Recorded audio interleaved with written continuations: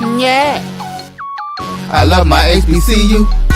And boy, I love it, love it. I love it, love it. I love my HBCU. And man, I hope my team they won. Yeah. I hope my team they won. Yeah. Man, I hope my team they won. I hope my team they won. Yeah. I tune into the HBCU Sports Lab to see if my team won or lost. If they lost, I'm quiet as a mouse. But if they won, keep tab. I'ma do the dab, yeah. Dr. Cavil, he know what he be talking about. Mike and Charles, they know what they be talking about. They compress the analytic data with the hip hop. If you know them like I know them, they gon' tell you if your team, if they won or lost, and who the ball. So listen to Professor, yes sir, and pay attention, cause he gon' teach a lesson.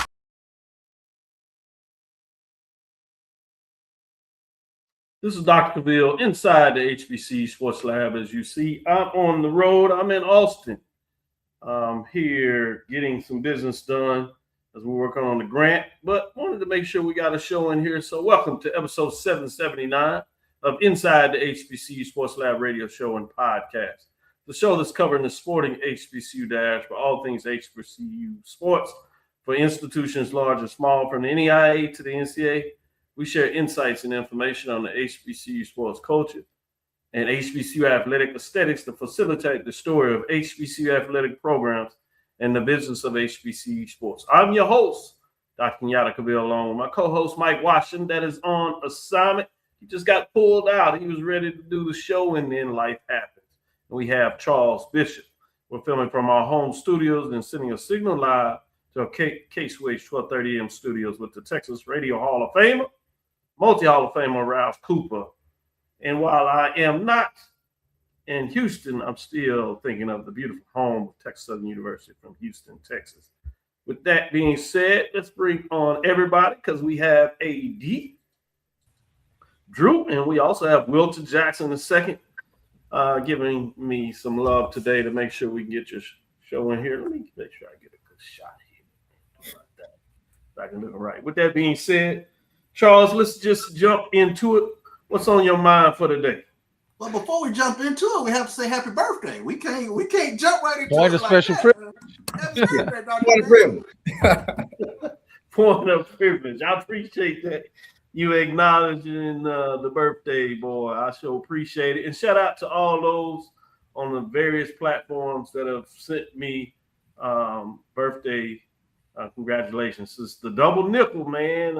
Life be living, and I'm sure I'm glad that I'm a part of it. 5-5 in terms of the double nickel. With that being said, for all those on Facebook, Twitter, Threads, Instagram, and all the other social media platforms that I'm part of, and those that just had a chance to text me, I sincerely want to say thank you for all the lab listeners for celebrating the old boy. Oh, man. I guess I am. I can say that now. Starting to look into that elder stage. The hair that went there for a minute, but hey, at least in terms of the colors, some other folks say they wish they had it. I'll be blessed with that being said. So thank you for starting us off and acknowledging that. With that being said, let's jump back in terms of what we do sport. What's your thoughts in terms of the HBCU landscape right now, Charles? No doubt about it. Although we're in the midst of basketball, baseball is right upon us. So SWAC came out with their baseball preseason poll. So let me run through it real quick. I know Dr. Ville started at the bottom and work up. So Valley predicted coming in at 12. Brian Fullfoot. Valley starts us off at 12, Alcorn at 11, Alabama A&M at 10, Prairie View at 9, Texas Southern at 8. Southern predicted to finish 7th in the SWAC race. Arkansas Pine Bluff predicted to finish 6th. Jackson State comes in at 5, Grambling at 4, Alabama State at 3, and guess what? The Florida schools, Florida A&M 2, Bethune-Cookman 1. Both of the Florida schools, Bethune-Cookman and Florida A&M, they're loaded coming back. So it has squarely shifted to the east in the old paradigm. Obviously, it's just used to be one division now. But what was the East are well represented at the top of the conference. West has all three, top three. Have some work to do. Top three, as you said, AD Drew. Fascinating while we love our basketball, there's something about baseball that gets us excited. And it's nice for the SWAC that you really can go through a full academic year. And when you talk about starting with football for your fall sport, then getting into the winter with basketball in the March Madness, and then you have spring. And when you're talking about team sports, baseball, obviously, you have the women's sports mixed in there with softball, volleyball, track and field, both fall in terms of outdoor and then fall in terms of indoor and then fall and outdoor. When you look at that combination, cross country is mixed in there as well. So yeah, fascinating in terms of that. The ping of the bats is about time to start. Old dirt out there in the ball and glove. We shall see who's going to push through, who will be crowned regular season champ as well as the tournament champ. It's fascinating to see what that looks like. That tournament over the last 5 years hasn't let anybody down. I think it might go further back than that. But last couple of years, boy, it's been exciting for various reasons. With AD Drew getting some of the best pitchers that many will say is on record. But with that being said, let me go to you, AD Drew. Yeah, I hate to bring it up from that perspective. I didn't bring it up. I just said you had good pitchers. I didn't say what they were. But I know what those are pictures of, Dr. Cavil. and you just took my joy and rubbed it in my face right there. And Edwin, St. Louis Cardinals, baby. St. Louis Cardinals, I decided to wear my shirt. Ironically, I didn't know we was talking about baseball because pitchers and catchers are about to report everybody on the big league level. We're here. And the World Baseball Classic, I'm kind of excited for it. It's the best thing that we get since they don't really play it in the Olympics. So, But speaking of baseball, all you guys up there on those D1 levels, waiting on baseball to start. But we've already started on the D2 level and the NAIA level, y'all. And this particular weekend, the Ron Washington Classic took place in New Orleans, Louisiana at Wesley Barrels Stadium there. It's a major league facility. Matter of fact, used to be home of the SWAC baseball tournament there for a little while there in New Orleans, pre-COVID. The participants, Lane, Morehouse, and Miles from the SIAC, Suno and Russ from the HBCU AC, and Xavier out of the Red River Athletic Conference. The D2s matched up with NAIAs over the 3 days, where Morehouse, Lane, Miles, and Suno each went 2-1 over the weekend. Russ picked up 1 win, and Xavier, though they were playing in their hometown, was not able to garner a victory in the Ron Washington Classic. And I will say this, fellas, there was 1, 2, 3 walk-offs in the game of the 9 games. Wow. Three of the 9 games came down to the last at bat and were won on walk-off. So that's the kind of drama that you love to see early. Competitive scores. I'll quickly run down the scores. Friday, Lane 12, Russ 5, Miles 9, Xavier nothing, Suno 8, Morehouse 7. Saturday, Lane 10, Xavier 5, Miles 9, Suno 4, Morehouse 9, Russ 8, and that was a 10-inning marathon. And Sunday, Russ 5, Miles 4. That was one of those walk-offs that I was talking about. Suno 4, Lane 2, Morehouse 4, Xavier 1. So just great to be there. Great weather. A lot of teams did not get started the first weekend that they were able to play because of the bad weather that we had the last weekend of January into the first weekend of February. So this was the opening weekend for a lot of those teams. Great stuff. Great stuff. Wilton, what's on your mind? So, Doc, I'm gonna continue with the baseball. Man, I saw one of those pictures out you did for your birthday, I think. I like it. I'll never push it, bro. You weren't gonna let me make it. He weren't gonna. I knew you weren't gonna let me make it. I already knew it. Was it shimmy? Did you do a shimmy? I didn't even get down like that. I can't hear, so that's why I ain't doing it. You do it. I was just like, man, I wish I had that kind of I guess maybe you got to take them back 15, 20 years. Nah, you can do it. You can still do it. No, I'm good. I'm good. I don't need all that. Yeah, I can't. That's too much energy, man. Give me a nice smoke, a nice little something to sip on, sit back. Yeah, I'm good. I let y'all do the other nice stuff. I just whisper in y'all background and look and be like, man, he's showing up. He's right. I'm good. That's all I need. I mean, I left. I mean, and sometimes you gotta pass the torch. You be like, all right, I left it in good hands. That's what I'm talking about. You definitely left it in good hands. Today now, I had my hats. I know, man, gators, all that kind of stuff. Slim. Oh man, whatever the dress of the day was. Your boy was half stepping. Now you don't get it twisted. Just you move on at times. You be like, all right, let me do it a different way. Nah, I got you for sure. So I'm gonna continue with the trend with baseball, like AD and Charles did. So there's an HBCU Power Series. It's a baseball tournament that's coming to the Pearl, Mississippi area, Jackson, Mississippi area, and it starts on Friday with games, but it really starts with teams coming in on Thursday. So we won't see the top 2 teams in this tournament, but we will see some good quality HBCU teams playing in it. So the schools playing in it will be Texas Southern, Prairie View, Alabama A&M, Grambling State, of course, Jackson State, and Alcorn. So again, it'll start on Thursday with a non-game pre-event day focused on team workouts, arrivals, media moments, and pageantry. And then from there, the games will start on Friday. The first game will be at 11. Well, actually, the times for each day, Friday, Saturday, and Sunday, the times will be 11 a.m., 2:30, and 6 p.m. First game of the day on Friday is Texas Southern versus Alabama A&M, followed by Alcorn versus Grambling, and then Prairie View versus Jackson State. Then we kick off Saturday with Grambling versus Texas Southern, Prairie View versus Alcorn, and then Alabama A&M versus Jackson State. And then we cap the tournament on Sunday with a contest between Texas Southern versus Prairie View, Alabama A&M versus Grambling, and Jackson State versus Alcorn. Big time, big time. What's up, AD? Good stuff. You know what sucks about HBCU baseball is the fact that primarily we only have 2 conferences that really play as a conference, that being the SWAC and the SIAC.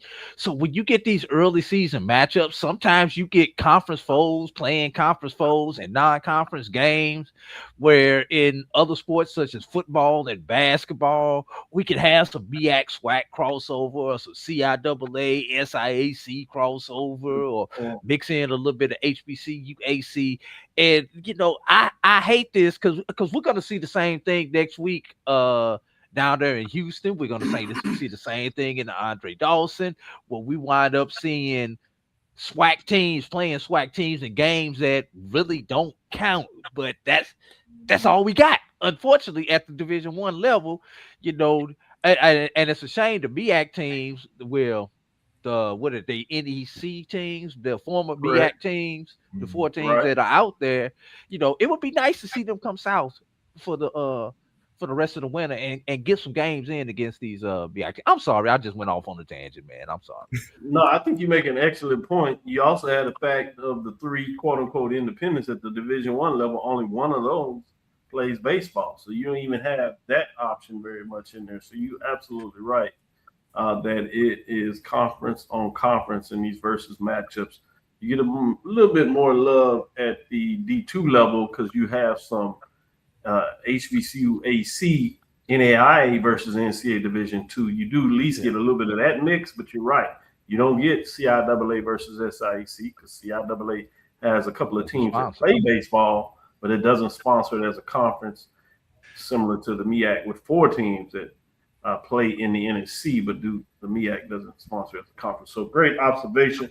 Before we take our first break, I did want to share some love. You all know my thing about the NFL. We're at odds, but I'm not blind. Shout out Rock Nation as it's had 6 straight years of growth. As they took it over in 7 years, they had the one dip in 2021, but since that dip, they've had 6 consecutive years of growth, including this year with Bad Bunny. They shocked the world to some folks and had some folks in a tizzy, which was just hilarious to me. And as Charles alluded to, it brought a smile and chuckle to his face as it did mine. So we were chuckling together. We'll take that. 135.4 improvement over last year. Kendrick Lamar had 133.5 million. And I bring that up because really what was driving my attention was the fact that you had some officials that have HBCU connections. So I wanted to acknowledge that. While I didn't watch the game, I did want to acknowledge those HBCU connects because we're everywhere in terms of what we got it done. At Super Bowl 30, HBCU had the back judge, Greg Steve of Howard University, line judge, I should say, Julian Mapp, Grambling State University, and umpire Roy Ellison, Savannah State University. And with that being the case, you also had an alpha man. So, I got to shut that up. Which was Brother Sean Smith, which was the lead in terms of the official representing Alpha Phi Alpha and that connection. So I wanted to share a little love in a different way that we don't always figure, but it's amazing to me how Greek organizations in various ways, HBCUs more importantly, find a way to be global and overall in the diaspora. So I wanted to share that. Do you want to add something, Charles? Well, yeah, I wanted to add the late, great Eddie Kelly, who's over the SWAC officials, always has a huge camp here in the Houston area. And Roy and Julian, who were part of that Super Bowl, they've been part of that camp before. So, a lot of times we pan officials, whether it's SWAC or MEAC or whatever the case might be. But these guys are trained, they're trained up, and there is a ladder of success to getting to the NFL. So I just wanted to throw that out there. And, I know a lot of folks are connected to their chapter. So, regardless of the organization, if you don't recognize the chapters, sometimes they feel kind of way, Wilton. I know you've seen that for an AD Drew. Oh, absolutely.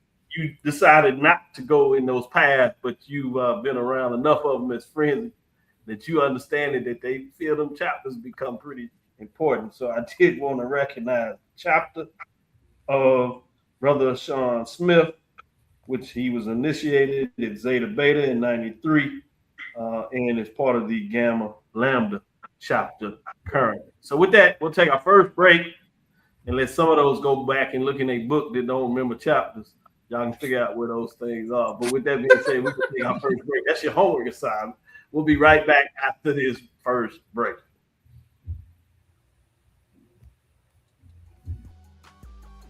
This is the Dean of the College of HBCU Sports, Kenyatta Cavil of Dr. Cavill's Inside the HBCU Sports Lab with Mike Washington and Charles Bishop.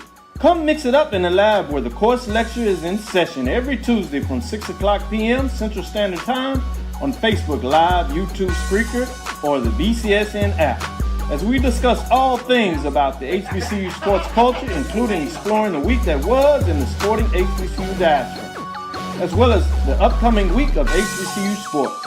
With me, the Dean, the College of HBCU Sports, on Dr. Cavill's Inside the HBCU Sports Lab with Mike Washington and Charles Bishop. Course lecture dismissed. It's never too early to plant the seed, to share the tradition, and instill a sense of pride in your HBCU with your little ones.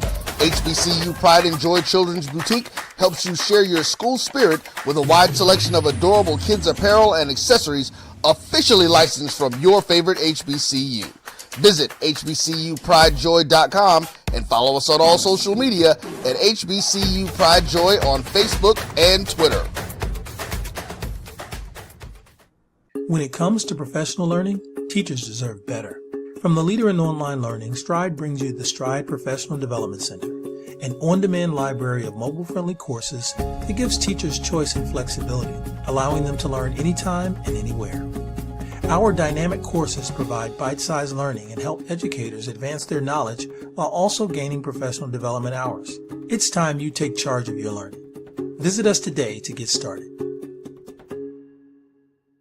For over 30 years, HBCU Image has been more than just an apparel store. We've been a movement, a statement, a legacy. We celebrate the pride, the purpose, and the culture that make historically black colleges and universities legendary. HBCU Image, a Kenny T's company. Compress the analytic data with your hip hop. If you know them like I know them, they gon' tell you if your team, if they wanna lose, yeah, and who the ball. So listen to Professor, yes sir, and pay attention, cause he gon' teach a lesson. This is Dr. Cavil inside the HBCU Sports Lab with Charles Bishop, Wilton Jackson II, and A.D. Drew as we break it down. Let's bring into the women's mid-major division for week number 6. As we get going, we'll jump into it in terms of no team dropping out. So it looks like those are kind of getting steady. Sometimes we have one team dropping out, a little different. You know, that mid-major, the major division on the men was wild last week, but maybe it's stabilized. We'll see.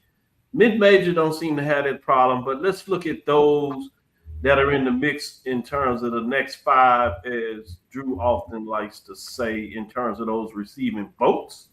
When we look at those teams, we do have a little changes here, but they glove it up. You see quite a few NIA programs. We do have a CIAA program down there, as well as the SIAC.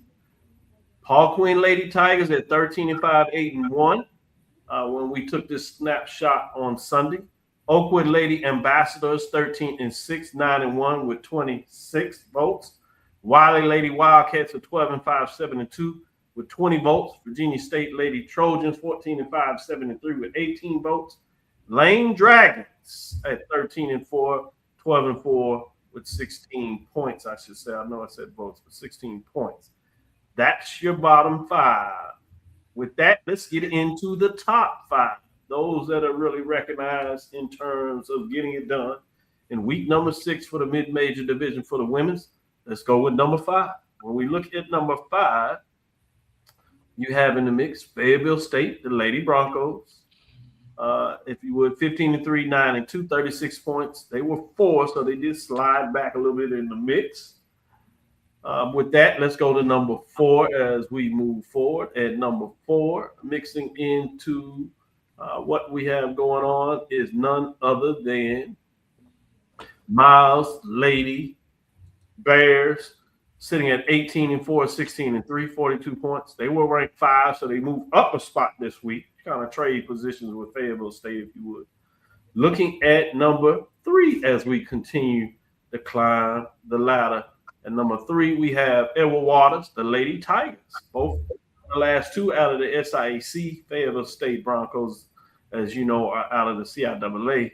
But the Lady Tigers sit at 19-4, 17-3. They gained the first place vote, 56 points. They remain in that 3 line, however, as they are steady in terms of what they're doing this season, trying to get to that 20 and win. It's something when you see that 20 in terms of what you did for a season, regardless if you can get it done with a regular season or tournament champion, you know that you played some good basketball that season. But let's see what that looks at number 2. Speaking of 20 wins, yeah, Winston-Salem State Lady Rams at 19-2, right at that threshold as well, 10-1. 3 first place votes with 64 points, remaining in the 2 spot. They were chugging along at number 1 and had that hiccup against Fayetteville State. They did get some payback, but it wasn't enough to push them to number 1. So let's say and see who's number 1. At number 1, you have those Langston Lady Lions. Speaking of 20 wins, they're the only ones still with 20 wins thus far. In terms of the regular season, they sit at 21-2, 15-2 with 5 first place votes. In a lot of ways, just edging out the Lady Rams at Winston-Salem State, 66 points. Number 1, I know some of y'all have a little challenge, at least last week, had some concern, but they keep winning. We'll see if they can continue to do that or what you all see in terms of the division. 2 programs maybe having a little more weight. We'll see if that turns at the end of the season, or will Langston Lady Lions continue to be rewarded, at least in the poll rankings here, in terms of what they've done on the season. I love, as you get to the end, I'll add this last point, is those division championships or regular season championships and the tournament championships really weigh heavy at the end, regardless of what you've done win-wise, because you're all looking at top programs. With that being said, I'm going to start with Wilton Jackson II. As I teased him earlier, on this serious tip, he does poll rankings as well, recognized and provides that for HBCU game day when Phil and Liz, Holly on there doing their thing, and he does some great work. I'm going to let him shine a little bit with the HBCU Sports Lab and tell me what he thinks of this poll as compared to what he delivers. How far am I off, Wilton? So with the Division II on the ladies' side, I don't really see it being far off at all, Dr. Cavil. I like where you have Langston at number one. My man, I told you, boy, sharp. Not granted, this is Division II poll, so I might change the bit on Division I, but Division II, you own it. Slow your roll. No, you own it for sure. No, Langston is obviously one of the most probably the elite team in the Division II side of things. The way they're able to put pressure on the ball, get rebounds. I mean, you talk about key players that they have in Janiyah Tucker, Ariana Hunter, Alyssa Palmer. Like, they are really pretty much driving this Langston team that continues to win. Again, when you continue to win like this, it's one of those situations where, like, can you continue to stay hot throughout the remainder of the month of February before you get into your conference tournament? So, I mean, when you start thinking of teams like Langston and Winston-Salem State still, amongst the top teams looking for now that 20th win, like, can you continue to do it? And so when you think about what they've been able to do, Langston is doing it. Winston-Salem has bounced back. Edward Waters, I think that's the team that I've been a little bit more shocked by as they continue to win and find ways to do it. Miles is no surprise. I expect them to be there. And Fayetteville State, again, just you talk about dominance in terms of basketball programs. This is what I expect it to be. So on the Division II side, this is pretty much what I expect. I agree with you. You broke it down in terms of the expectation of teams and teams meeting that expectation. Great point when you break it like that. Charles, I'm going to save you for the end and let you do your thing and have some shine. But I'm going to go to you, AD Drew. Where are you in terms of the top 5 for the mid-major in week number 6? I'm trying to figure out why Wilton is surprised about Edward Waters. I mean, you act like Eric Jackson did not do the same thing at the NAIA level, and he 2 years in, he's found his formula and adjusted for the NC2A level. So I'm gonna go with this for Wilton. I'm gonna give him a little support here. I'm not sure he thought it would happen this fast. I think it's understand what it is. But to your point, you got to say that next time. To your point, AD Drew, I do say that there was a record there, and those good ones that don't seem to take that long. But go ahead, Drew. Yeah. What's interesting about this top 5, Dr. Cavil? And first of all, for the record, I really don't have a problem with the top 5. Anyway, yes. I think you probably have birthday, it right. Baby, it's the birthday boy. I can't spoil your birthday like that, Dr. Cavil. But when you actually take a look at these teams, you've got a team like Miles who's pretty much getting it done on the offensive end. They just gonna run you out the doggone gym. You've got teams like Winston-Salem and Edward Waters who will punch you to death. I mean, Winston-Salem, 5 of their last 10 games, they've given up less than 50 points. And as good as that sound, Edward Waters has given up 50 points or less in 7 of their last 10 games. And Langston and Fayetteville, there really isn't. They just beat you. They beat you in a slow, grinded out game, or they'll beat you 89-80. It just, they have the Camellia type teams. They can beat you with any point style. So this makes a good styles make fight as we try to get ready for the various conference tournaments. It's gonna be really interesting when you look at the 2 SIAC teams and should they be in the championship, and how the styles is going to make fights. You got an offensive team in Miles with a defensive team with Edward Waters, and then you've got in the CIAA, you've got a defensive team with Winston-Salem and a team that just plays ball with Fayetteville. So it's really going to be fun coming down the stretch. And let's hope these teams remain healthy and we see them at their best the last week of February and into the first week of March. Well said. Charles, where are you? You going to make it 3 for 3? I do like the poll. I agree with Lance. And like you said, there's something about getting to that 20-win mark. I think that's huge with regards to that program. Winston-Salem got their leg back. So I thought that was huge. I'm going to be very curious watching Edward Waters down the stretch. Their last 4 games are on the road at Savannah State, at Benedict, at Miles, at Tuskegee. So those are going to be the last 2 concern me. The last 2 very much concern me. And actually, the Benedict one concerns me too because Benedict just knocked off Miles. So that was I broke clock right twice a day, Charles. That's right, but they only got a 1-point win against Benedict back in January. So Styles make fights. Styles make fights. You're right about that. And then just kind of taking a look. I wanted to ask you, AD. I was looking forward to the Miles Benedict rematch. Benedict just knocked off Miles, but it looked as though it's postponed on the schedule. I was trying to find out what was the issue behind that or whatever. There's a lot of movement going on, especially when you go back to 3 weeks ago when the games were canceled or postponed because of the weather.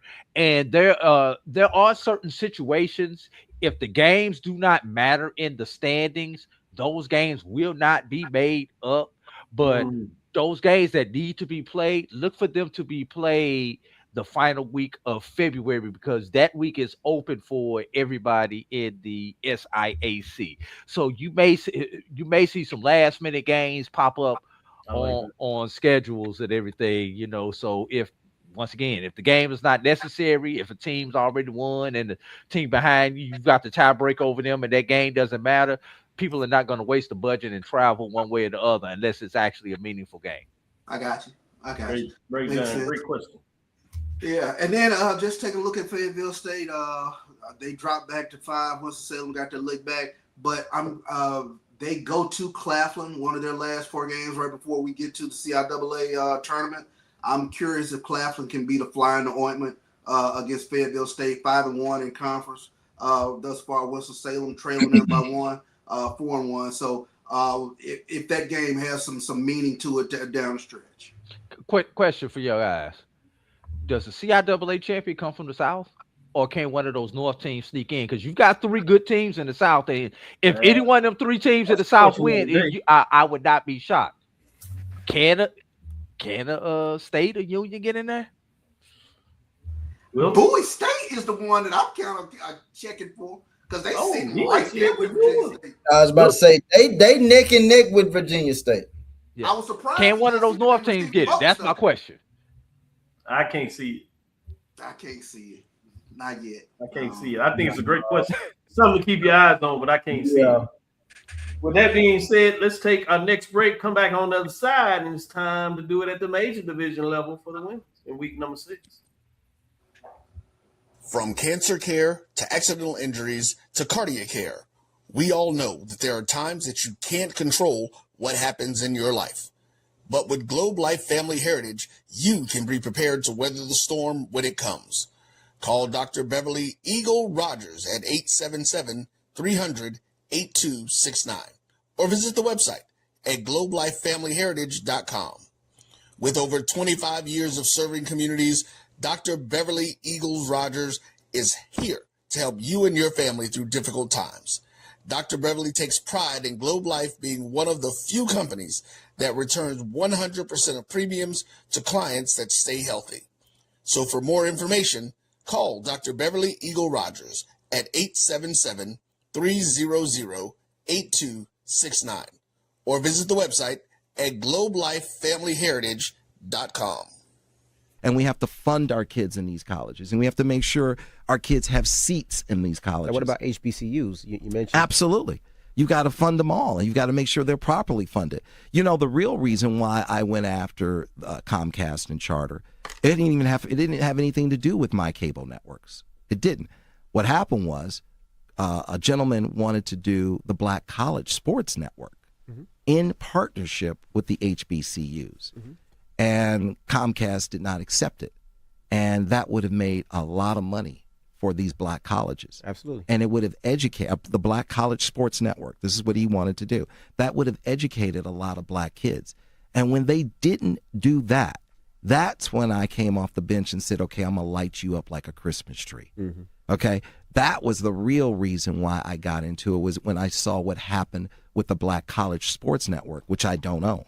I just knew. Why didn't you buy it? I just knew. I just knew that these black. I like that talk. Right? I knew that these black colleges were going to benefit, and these black kids were going to get the education that they deserved and not have to pay. There's a shot. It might be. It could be. Right field. Grand slam. What a shot. That's how you get hot, young fella. Thank you guys for what you do for HBCU athletics. This is a fantastic avenue for all of us. This is our ESPN, so we love what you guys do, and all you guys at BCSN. We really appreciate what it is that you guys do for us. Movement, a statement, a legacy. We celebrate the pride, the purpose, and the culture that make historically black colleges and universities legendary. HBCU Image, a Kenny T's company. You're looking for the latest information on Southern University sports, the Southwestern Athletic Conference, and HBCU athletics. There's only one place to go. Tune in to the Carlos Brown Show, exclusively on the Black College Sports Network. Compress the analytic data with your hip hop. If you know them like I know them, they gon' tell you if your team, if they wanna lose, and who the ball. So listen to Professor, yes sir, and pay attention, cause he gon' teach a lesson. We are back on Dr. Cavil's Inside the HBCU Sports Lab. Doc stepped away for a moment, but that's not gonna stop us. We're gonna let the inmates run the asylum right now, Dr. Cavil. So let's go ahead and let's get into the major polls. Dropping out. Looks like the Southern Jaguars dropped out of the polls. Receiving votes. Got the Alabama State Hornets coming in at 7-4, 31 points. Let me start at the bottom. I forgot Dr. Cavil's rule. Florida A&M Rattlers, 4-5, 16 points. UAPB Golden Lions, 6-5 with 19 points. Southern Jaguars, 7-4 with 30 points. Alabama State, 7-4. One additional point at 31 points. Coming in at number 5, the Spartans of Norfolk State, 11-12, 6-2 in conference. Coming in at number 4, the Braves of Alcorn State, 12-10, 9-2 in the conference.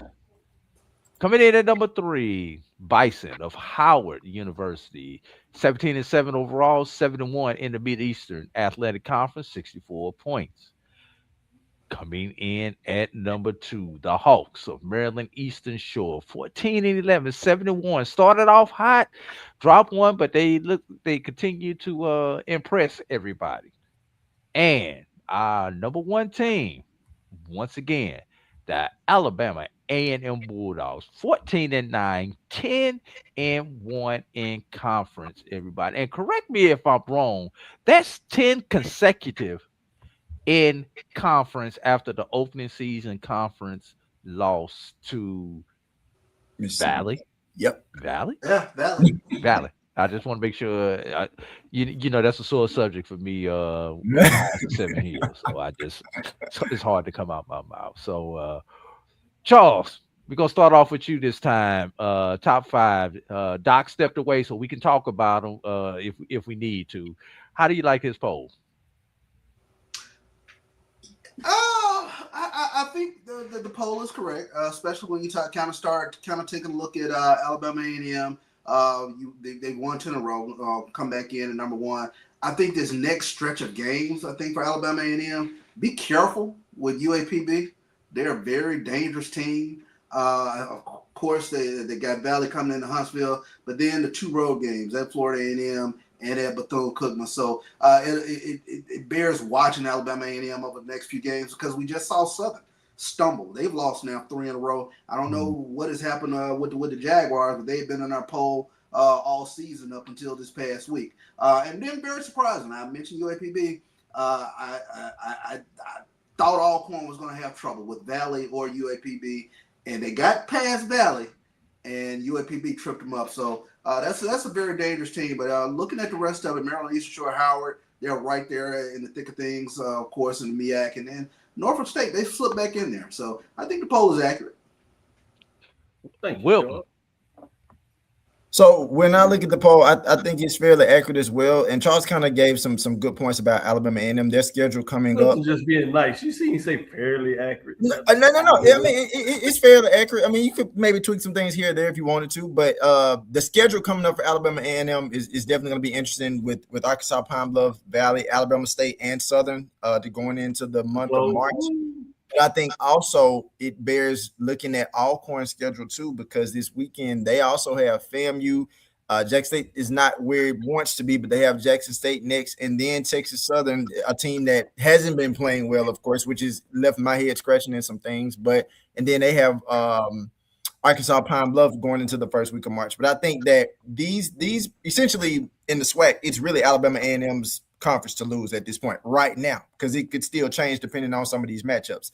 I think in the MEAC, you have a Maryland Eastern Shore team that, again, that's pretty much neck and neck with Howard. Like, I'm really interested to see if this is going to remain where, you know, Howard's going to stay amongst the top. Well, I know they're going to stay amongst the top, but like, are they going to actually win the MEAC, or is Maryland Eastern Shore going to, you know, essentially take that conference as we get closer to MEAC tournament play? Alcorn, we've seen them, to Charles's point, we've seen them look really, really great. Then we've seen them have some times where they stumble, but they find a way to win games. So I'm interested to see how they finish the rest of the season, specifically throughout these latter weeks in February. And then Norfolk State has found its way back in the top 5 as well. Dr. Cavil, we gonna actually let you comment on your own poll this time.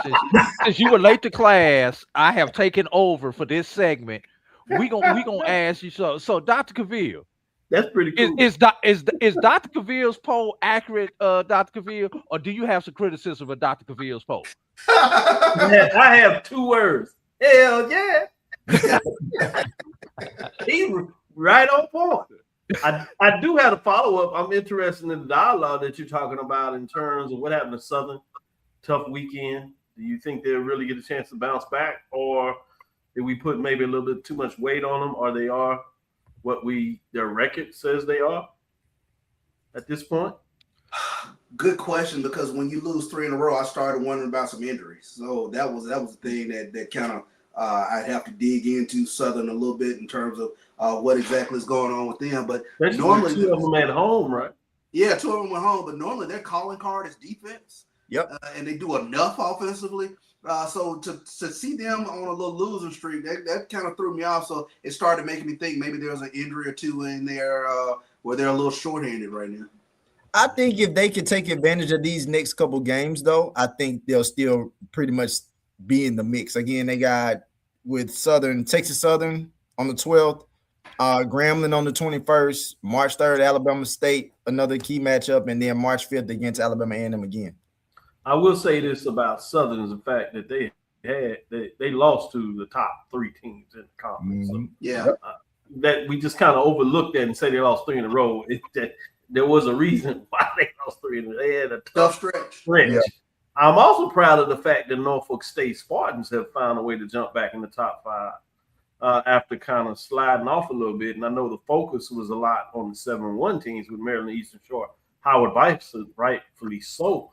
But they're right there at 6-2 right behind them. So they're not going anywhere in terms of particularly what they've done that far. But Alabama A&M, to your point, Drew, when you asked me to look at the poll, I think it's clear that Alabama A&M Bulldogs have really made a statement. They have wins over Southern that just dropped out, and Alcorn, where they beat them down in terms of the poll ranking. So, you know, a win over top 5. I know Maryland, you sure has that. Look at Howard. But I think that's a statement. So when you have that head-to-head win, I think that goes away. So even though it looks like it's just a 1-game lead, it's really a 2-game lead in terms of at least the tiebreaker. I'm fascinated to see how that goes down the stretch and their ability to win close games, whether they're at home and on the road. They find a way to do it. Bethune-Cookman, a week ago at home had them against the wall in terms of coming back after 2 players were put out the game because some extracurricular activities, one of them being the rebounder, the other one being the point guard. And while the Wildcats able to punch back, they close it out. Down at Southern on the road, Alcorn, you get those tough victories. To me, that's a major statement when you're able to get those victories on the road in tough environments, teams that tend to find a way to get it done. So I'm excited about what the Bulldogs are doing and fascinated to see what they can do down the stretch. I will say this for Southern. Southern has got to take this Texas 2-step. They've got to get right in the state of Texas. Then they got a chance. I am concerned about that Florida fling, except for the fact that they are hosting the 2 Florida institutions. So they've got to defend their home court because I'm sorry, you're not going to get out of Alabama with 2 victories at the end of the season if you're Southern. One of those 2 Alabama teams are going to. I get you. They got to get Texas. They're going to get Prairie View. The question is can they get Texas Southern? Yep. Texas Southern needs a win too, though. That's what I'm saying. They're going to fight tooth and nail, and they're going to play hard. The thing they do have in their favor that Texas Southern is not playing really well right now. Yeah, they're so juggling. It's still a talented team, so you're right. They got to find a way to get out of Texas with 2. Yes. And the question is going to be, is the Texas Southern game? Yeah. All right. With that, we're going to take a break, and we're going to come back. I'm going to let Doc get his big chair back, and we're going to talk about matchups for the upcoming weekend. You'll watch Dr. Cavil's Inside the HBCU Sports Lab with the birthday boy, the dean himself, Wilton, Charles, and me, AD. We'll be right back after this. For over 30 years, HBCU Image has been more than just an apparel store. We've been a movement, a statement, a legacy. We celebrate the pride, the purpose, and the culture that make historically black colleges and universities legendary. Whether you're a student or a lifelong supporter, our gear lets you wear your HBCU story with confidence and style. Because when you wear HBCU Image, you're not just wearing clothes. You're wearing culture. You're wearing pride. You're wearing purpose. HBCU Image, a Kenny T's company. From cancer care to accidental injuries to cardiac care, we all know that there are times that you can't control what happens in your life. But with Globe Life Family Heritage, you can be prepared to weather the storm when it comes. Call Dr. Beverly Eagle Rogers at 877-300-8269 or visit the website at globelifefamilyheritage.com. With over 25 years of serving communities, Dr. Beverly Eagles Rogers is here to help you and your family through difficult times. Dr. Beverly takes pride in Globe Life being one of the few companies that returns 100% of premiums to clients that stay healthy. So for more information, call Dr. Beverly Eagle Rogers at 877-300-8269 or visit the website at globelifefamilyheritage.com.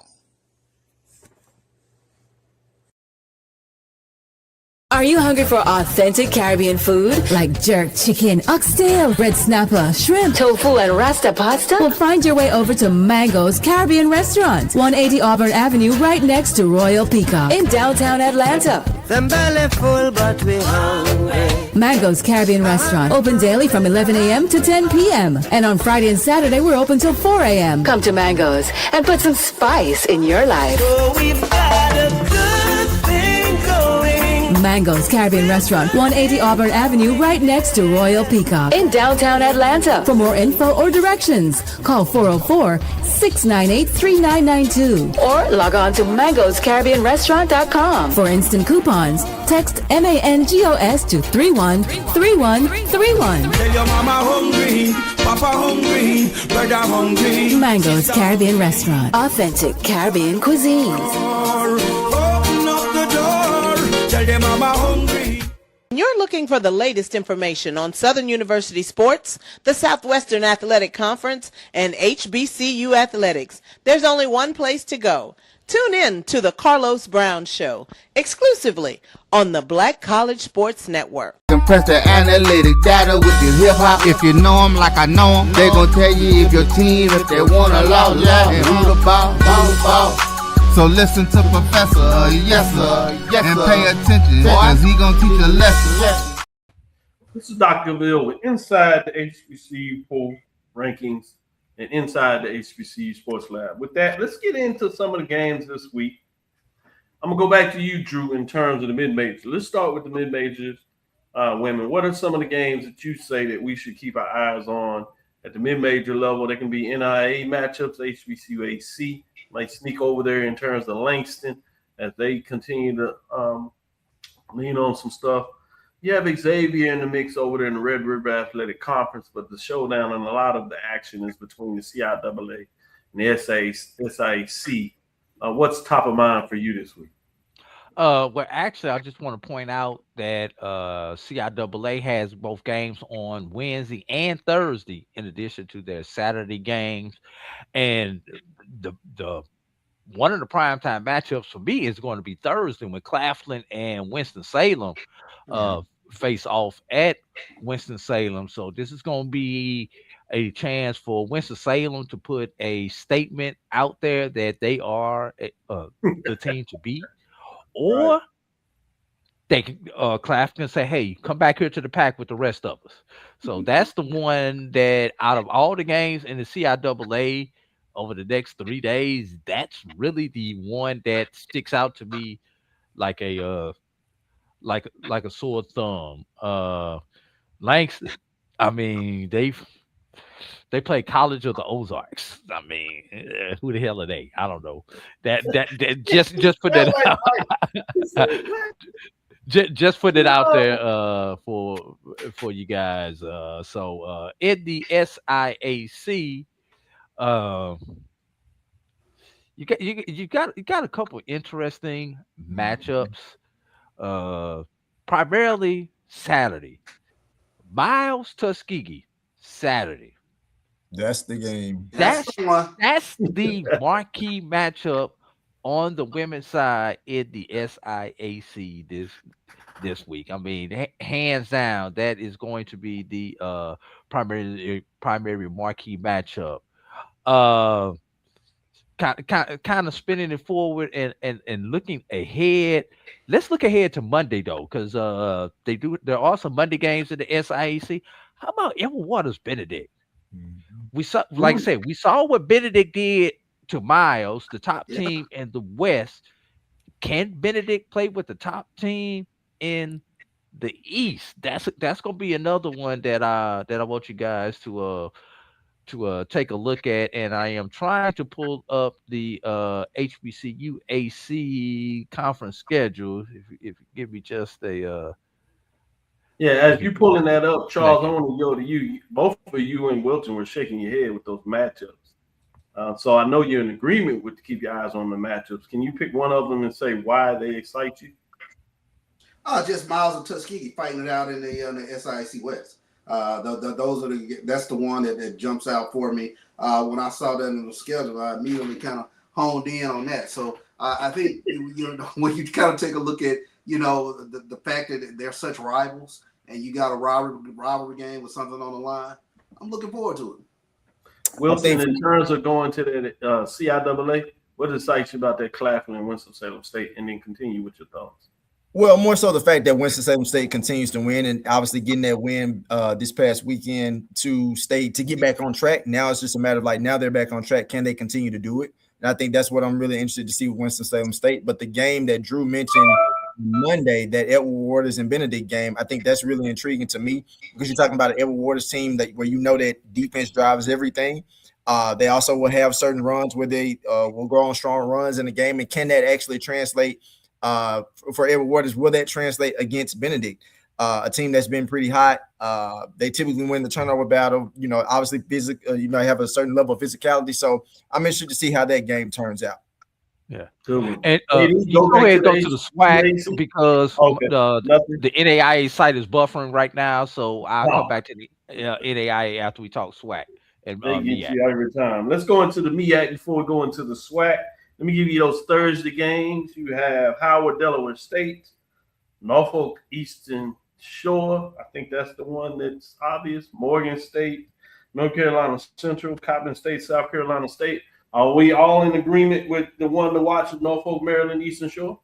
Absolutely. Maryland Eastern Shore is this week period, because look at their Saturday matchup. This week period, exactly. Yeah. I was gonna go to Saturday. Let's jump to it since you bring it up. Saturday is Morgan State, South Carolina State, Delaware State, Norfolk State, Maryland Eastern Shore, Howard that you're talking about, and then Coppin State's Central. Starting with you, Charles, what are your thoughts on those two matchups? Why did it excite you beyond the obvious that they are big-time matches with the teams at the top of the comp? Yeah, I still want to see, and maybe this is, you know,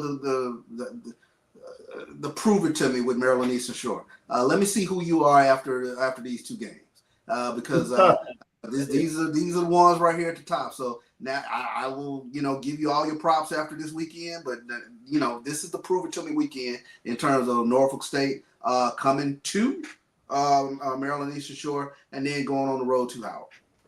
Wilton, is Maryland Eastern Shore still in the prove it stage for you, or do you just see them as good matchup?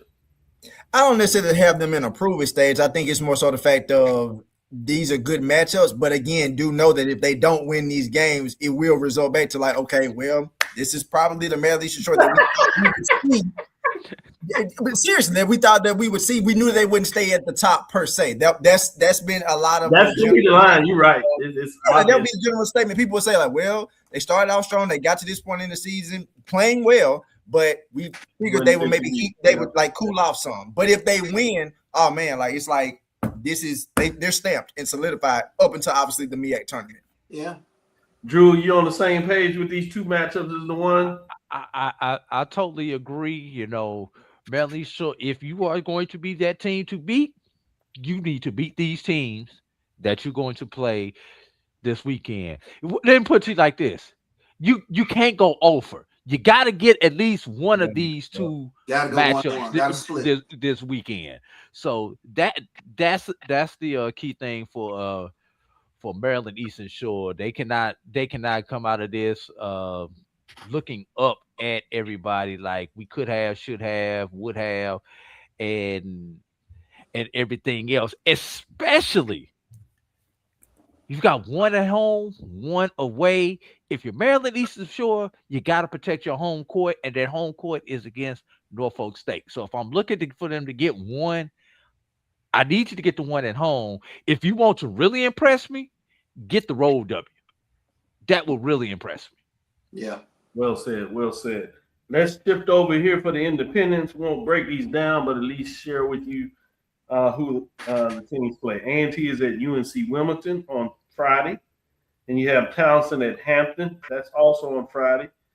They have the Friday-Sunday matchup. So on Sunday, you only have A&T with the game, and they're hosting Hofstra. OVC in terms of Tennessee State matchups for Thursday and Friday happen to have Tennessee State at Southern Indiana. And remember, Tennessee State women did get a victory, so they at least have that going for them. And then you have Tennessee State at Morehead State in terms of a tough matchup there. Going to the SWAC where we can get into some dialogue, we have those Thursday matchups. And I think we teased a little bit of this out in terms of what to keep your eyes on. But let's go down the list just to share with everybody. FAMU at Alcorn. Yeah, Mississippi Valley State at Alabama State, and that's Alcorn State, obviously. Pine Bluff at Alabama A&M. Bethune-Cookman at Jackson State. Grambling at Prairie View. Southern at Texas Southern is your Thursday game. Go ahead and jump forward to Saturday in terms of what's going on there. Saturday at Bethune-Cookman at Alcorn State. Pine Bluff at Alabama State is those road teams switch, which means you have Valley at Alabama A&M. You have FAMU at Jackson State. Southern at Prairie View. Grambling at Texas Southern. Obviously, Jackson State struggling a little bit in terms of what they look like. Prairie View struggling a whole bit. A whole lot of it. He ain't have to do that. I'm sorry. Texas Southern. Hey, man, I'm still trying to look for the victory, and I'm nervous. You talking about 0-18, y'all are supposed to be talking noise. They ain't going to let you run for that one. That being said, starting with you, Drew, where are you in terms of the Thursday, Saturday matchups? Anything stand out for you? Wait, I just lost my tab that I Let me had. go to you, Wilton. All right, I got it. You got it? No, I got it. I had just lost my tab that I had. I know you fishing around there. First of all, the one that's going to intrigue me out of all these games is the get back game. We on Saturday or we on just on Thursday? You can do both. Either one. Okay, let's talk about Saturday because I'm moving ahead. The get back game, Alabama A&M Valley Saturday. The get back game, the only blemish on Lady Bulldogs record. That's the one out this whole weekend, Thursday, Saturday, that just sticks out to me like a sore thumb. One I want to keep an eye on is Alcorn FAMU. Because we saw what Alcorn did when they went into Tallahassee. Now FAMU returns the game to Lorman, so we want to see that. And of course, the probably the sexiest matchup. I'm gonna leave it. I'm gonna I'm about to say, leave a little meat on the bone. I got to leave some meat on the bone, but I want to see if y'all get the sexiest matchup of them all. Go Charles, ahead, your sexy matchup. The sexy matchup to me is Pine Bluff and Alabama A&M. That's why I was going. That's why I left. I mean, when you start taking a look at you're talking about three of the top scorers in the SWAC. When you're talking about India Bowen, Jayla Pelly, and Kayla Walker all playing in this game. And be careful with Pine Bluff.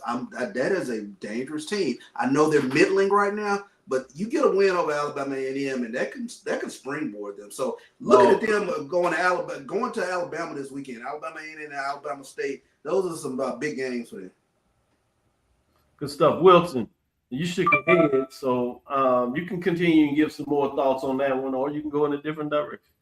Well, I'm gonna give just another little small, statement to that because that is arguably the game of the week, Alabama A&M, Arkansas Pine Bluff. But then too, Charles, also to think about this, Coach Thorne goes back to coach against a former team, and that's as a coach, you don't want to lose against your former team. So I had just thought about that little extra nugget there. But then also too, the second biggest game to me on Thursday is definitely probably going to be that FAMU Alcorn game. Yeah. But I definitely have my eye on the Southern Texas Southern game because Southern coming off their loss, and I'm still holding on to a little bit of hope for Texas Southern because I just didn't see what was happening that's happening right now to be happening to this team at the top of the season. I think you should go ahead and say something. I know you want to say something. I mean, they are so Jekyll and Hyde. That's definitely honorable mention, Southern Texas Southern. Yeah. And I see the potential, but just they have not put it together. No. They really do have really good scores in Deja Holmes and Talia Longwood, but they just seemingly they haven't put it together. Very good point guard, but they just aren't cohesive at times. And it's a struggle sort of watching them at times, especially on the road. But they play a little different at home. So.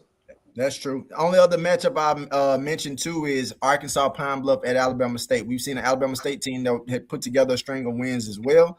So getting a chance to see those two play against each other, I think that's one to watch on Saturday as well. Mm-hmm. With that being said, let me ask you the final question and take it to each of you. Starting with you, Wilton, to continue it. What team do you want to say keep your eyes on? What is the surprise team? We talked a little bit about the front horse. What about the dark horse at this point? What team has you most saying, hey, keep your eyes on this for a minute? In the SWAC? Yes, I'm sorry, in the SWAC. And then you Alabama can do that too if you want to. Yeah. Alabama State. To me, I don't really see a sleeper team because the sleeper team in the MEAC is atop the MEAC in Maryland Eastern Shore. And again, if they win and take care of business this weekend, they are the team to beat, essentially, right? But in the SWAC, obviously, I would definitely say Alabama State because I don't think anybody saw this team coming up and having the string of wins that they've had in the last couple of weeks and being this strong. I don't think anybody saw that. So that's a dangerous team. That would probably be my dark horse for sure. Charles, what about you? It's a toss up between Pine Bluff and Texas Southern. Oh, what do you see in Texas Southern that has you saying, "Hey, watch out"? Because I think you alluded a little bit about Pine Bluff in terms of why people should make sure they continue to check them out. But what Texas Southern has you saying, "Hey, don't forget about those Tigers"? Yeah, I know they lost their 6-footer for Nishka Bertho. That's huge going down the stretch. But Talia Logwood, you can put her on anybody's top scorer because she's long and she's very athletic. She reminds me of a young lady that was at Jackson State a couple of years ago. But she has that sort of dynamic presence defensively, and then she can score. And then you have Deja Holmes, who's been there, done that. She's senior leadership. She can score as well. And then they have decent point guard play with Aaliyah Henderson. So if they can just put it together, that is a really decent team. But they're so up and down, you just don't know what you're going to get from night to night. Yeah. Eddie Drew, final thoughts there. Before I get my team to sleep on, pay attention to Russ' schedule this weekend on the NAIA. I finally got the site to stop acting retarded. They've got Steelman, who's right there with them in the HBCU AC, and they've got the number 1 team in Oakwood this week on Tuesday. So that's the one team schedule that I think we need to pay attention to. See what Russ does if they're able to move up in the standings this particular week. But I want to take my team to watch down to the SIAC. Clark Atlanta. I don't know what it is about this team. They just win. Atron is a dog. Yeah, they just win. And I think a lot of it has to do with the experience that they have on their team. I mean, they've got 2 freshmen and a sophomore. Everybody else is a junior or a senior who on their team, and everybody who plays is the top 8, all juniors and seniors. So that team just knows how to freaking win. And I've seen them live, and I'm like, how are they winning this game? But then you look up, they up by 15, they up by 18. Like, how? And their team, they get on runs, they do runs, they lock up for a minute. We call it ODO. They do offense, defense, offense better than a lot of teams. That's why I think they're going to be the sleeper team to watch on the lower level. Good call by all of you all in terms of breaking it down.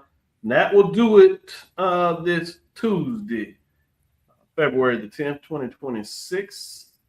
The HBCU Dean's birthday. I appreciate all the love throughout the show from the lab listeners, certainly from all 3 of you in terms of surprising me a little bit there in terms of pausing before I got going. That was nice. I appreciate that. Charles Wilton, AD Drew, great work as always in terms of bringing the lab listeners a little different perspective. I'm going to have to find and talk a little business, if you would, between Thursday and next Tuesday, regardless who joins, to talk a little about the FCS level and how the announcement of North Dakota State leaving FCS, how will that transition in terms of FCS programs in general, but specifically, obviously, we want to know what that means for HBCUs in terms of the dynamic of FCS overall, viewerships. Does that help or hurt in terms of HBCU programs? Playoffs, even though that's secondary in a lot of ways. What does it do in terms of those particular matchups? So I'm intrigued to hear your thoughts. So ponder on that a little bit. I give you one. Go ahead. It gives somebody else a chance to win the doggone FCS championship. Yeah, that's what a lot of people are saying, that it may bring a little more interest. In fact, this last year, the FCS had their highest ratings in a while, certainly in championship game, but the last semifinals and quarterfinals. And some people attributed to the fact that North Dakota State went out early in terms of the playoffs, and a lot of people are not just waiting to the championship game and the de facto that they were going to be there and play for it, that there was a little more intrigued about who could navigate the space since they went out early. So to your point, AD Drew, it may be helpful, but I wanted you all to ponder that, obviously the lab listeners to ponder that, and give you a chance to kind of look and dissect. And what do you think now of the changing landscape FCS? Obviously, HBCU Sports had a good article in regards to talking a little bit about from a scheduling standpoint, what it meant in terms of what that looks like. Taking a deeper dive between CAA and OVC in terms of independence, their scheduling format. So I'm fascinated to see what that looks like. But with that being said, let's close it. Thank you for listening inside the HBCU Sports Lab. Make sure you share our podcast with your friends and colleagues. I am Dr. Kenyatta Cavil, the Dean of HBCU Sports, coming from inside the lab in the College of HBCU Sports with Mike Washington, Charles Bishop. Again, you saw it broken down by A.D. Drew, Wilton Jackson II. Again, we want to thank you for listening to Dr. Bill's Inside the HBCU Sports Lab with Mike Washington, Charles Bishop, every Tuesday and Thursday. We'll be back on Thursday, 6 o'clock. We should be in the gym to bring you a show. So look for Charles. If he's on the call, we'll see about bringing him in part of the show. If not, certainly, we got to have his voice right here. We look forward to next Thursday as we discuss the latest news in the lab. Follow me, Dr. Kenyatta Cavil. That's DrKenyattacavil. Go ahead, Facebook and Instagram, Inside the HBCU Sports Lab on Facebook, Inside the HBCU Sports Lab on YouTube. Dream big. Continue to move forward. We will talk with you soon. That is Charles. Of course. Wilton. Lecture. AD. Man, go get you a drink. Happy birthday, Doc.